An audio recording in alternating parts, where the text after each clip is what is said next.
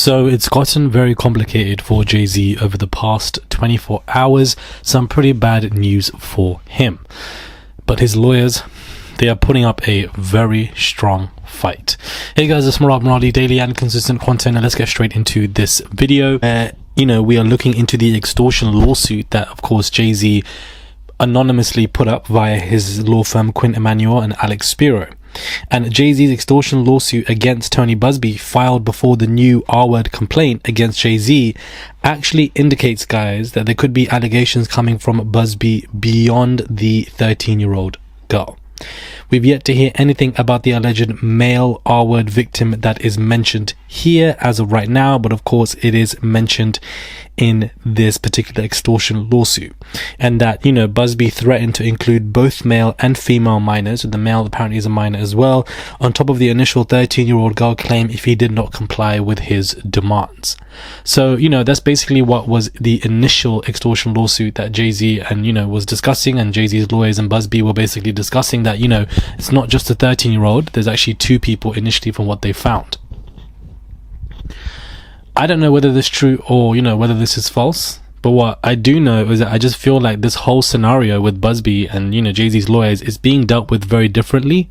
What I mean by that is everything is very salacious. Everything's online, Busby's continuous statements online, and, I don't like it. I feel like if Busby loses this case against Jay-Z, I don't think people understand the magnitude of the loss. If he loses this case against Jay-Z, it will definitely have a ricochet effect of the many lawsuits, civil, that Busby has filed against P. Diddy. So this will help P. Diddy if Jay-Z is able to basically expose Busby for being what he is, an ambulance chaser lawyer and nothing more. And it will also, any other actual alleged victims of Jay-Z and what he's done to them, they won't be coming out anywhere left, right, center, because publicly Jay-Z has beat one of the lawyers and has cornered the people.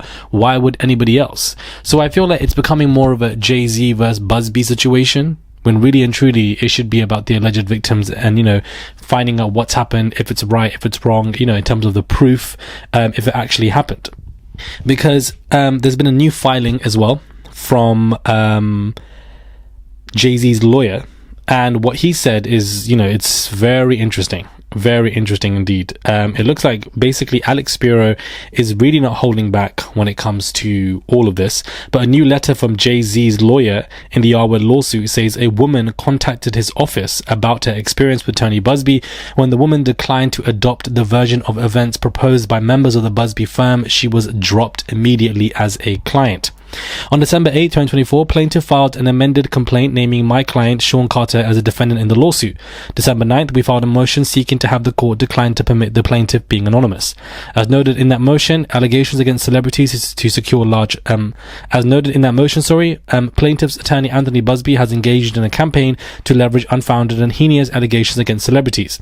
On the afternoon, after we had submitted the motion and accompanying exhibits, our office received outreach via phone call and email from an individual who provided her name to us, although she wishes to remain anonymous.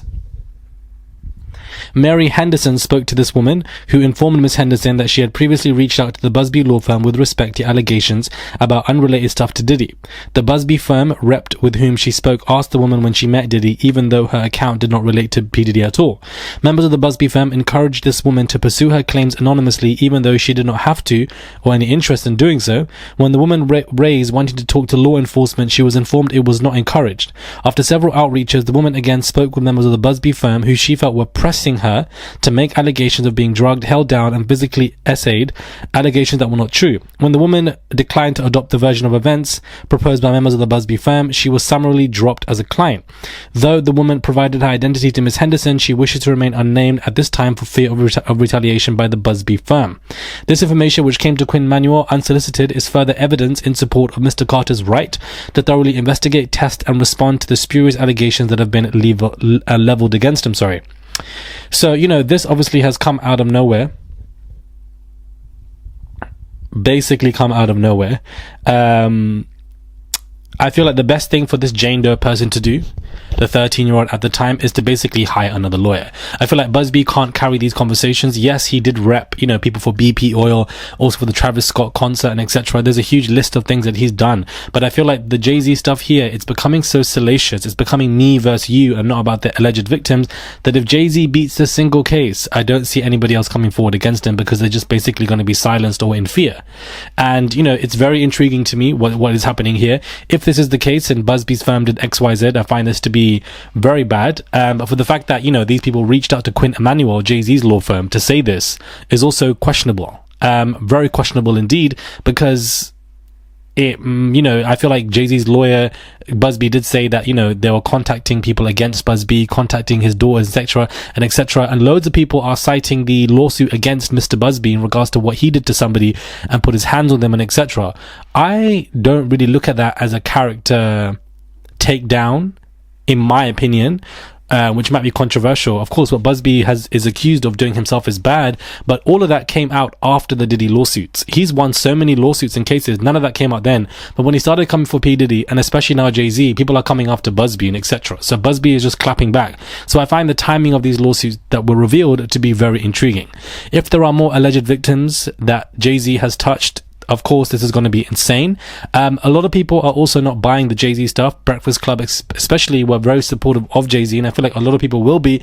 People just don't learn from history, because a lot of people didn't believe Cassie until that video came out. Even after the lawsuit, even after P. Diddy settled, people still didn't believe her until that video came out way back in, I don't know when that came out, sometime in the summer of this year or something like that. So way after. So, you know, it's going to take a long time. It's going to be very tough in regards to what is going to happen. But we'll just see. We will just see. I feel like Jay-Z's lawyers are putting up a good fight. They're not letting this go in any capacity. If they have this evidence and they've submitted it to the judge, I just feel like this Jane Doe needs to find a different lawyer. I feel like Busby, you know, talking about how he's a Marine, very nationalistic, very, you know, me first, America first, and etc. Look what I've gone through and etc. Cool story, bro. Cool story. This is not a documentary. This is not Shakespeare. This is about you getting, you know, justice for your alleged victims, which I'm sure he's done before and knows what to do. But I feel like it's becoming more of a, you know, Jay-Z versus Busby thing. If he genuinely was pressing alleged victims to change their stories and then dropping them when they refused to do so, and that can be submitted as evidence, and Busby's case against Jay-Z has been dismissed, that means a lot of Busby's cases against P. Diddy are going to be dismissed as well. Already, as a factual statement that I'm about to say to you guys, a lot of the lawsuits that Busby filed against Diddy were dismissed because a lot of the clients filed anonymously, and so therefore the judges absolutely dismissed a lot of these lawsuits. So I don't know which way this is going to go, but I feel like it's becoming more of a Jay-Z versus Busby thing, and I just don't understand why.